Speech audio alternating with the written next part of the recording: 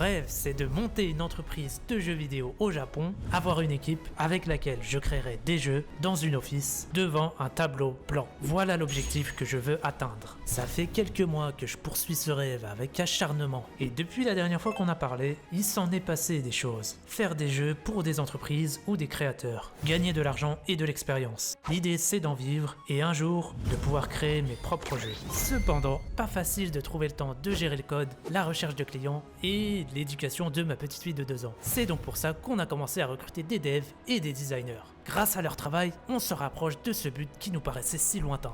Et je peux passer du temps avec ma fille. Puis un jour, j'ai trouvé un client très intéressant, avec énormément de potentiel et qui pourrait ouvrir beaucoup de portes. Mais j'étais loin de me douter que ça allait être le début de l'enfer.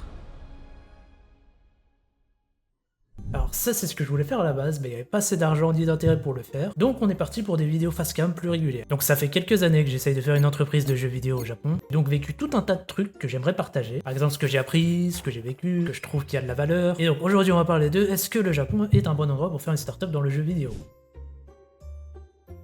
Pour commencer par la conclusion, je dirais que oui et non, mais plus non que oui. Oui, parce qu'il y a aussi beaucoup de joueurs, les joueurs japonais dépensent plus en moyenne que les joueurs occidentaux par exemple. Oui, pour la réputation aussi, parce que t'as l'air plus crédible quand tu dis que t'as une entreprise de jeux vidéo qui vient du Japon que d'autres par ailleurs. Mais surtout non, parce qu'il y a plusieurs choses ici qui gênent quand tu veux faire du business, et surtout quand t'es étranger. Déjà, le premier truc, c'est faire un prêt à la banque pour faire du business. Si t'es étranger et que t'as pas un visa de plus de 3 ans, bah c'est refusé d'office. Aucune banque au Japon ne t'acceptera. Moi-même, j'ai essayé plusieurs fois, dans plusieurs banques différentes, j'ai même embauché quelqu'un pour checker toutes les banques du Japon, mais il y en a aucune qui t'accepte si t'as pas un visa de plus de 3 ans. Ensuite, si ton début d'entreprise génère de l'argent et que tu veux commencer à recruter des gens, bah tu vas te heurter à un autre problème. Il y a moins en moins de japonais et la plupart des entreprises se battent pour avoir les nouveaux diplômés qui sortent de l'école. Et donc dès les premières années des grandes écoles, t'as plein d'entreprises qui viennent dans l'école directement pour recruter des élèves. Vous allez me dire c'est pareil en France, mais au Japon c'est quand même poussé à un autre niveau. Et du coup ça laisse peu de marge à toi quand tu veux faire une startup et tu veux te mettre à recruter des gens. Et ben en fait les gens les plus talentueux ont déjà été pris par les grosses entreprises qui eux ont tout un arsenal de ressources humaines et logistiques pour trouver des gens. Ajouter à ça aussi que les jeunes japonais ont plus trop envie de rien, ils ont plus envie de travailler, ils ont plus envie d'avoir des enfants, bref, là où toi en tant que startup t'as besoin de gens qui ont faim, qui ont de l'énergie, qui ont envie de construire des choses, tout ça.